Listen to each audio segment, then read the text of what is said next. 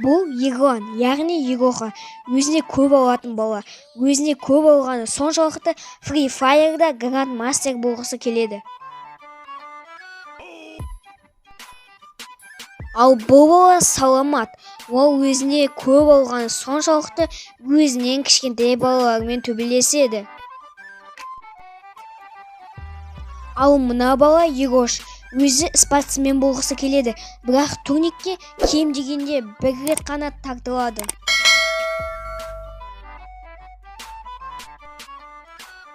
Ал бұл бала Адикош. Өскенде красавчик болғысы келеді. Айнаның алдында күніне 2 сағат тұрады. Бұл балақай аққағаз. Түріне қарасын аққағазға вообще ұқсамайды. Өзіне қатты сенімді балалардың бірі. Егорханың қарапайым братишкалары. Бірінші бөлім.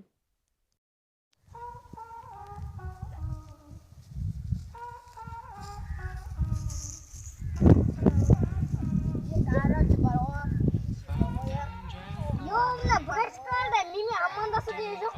Қалай брат?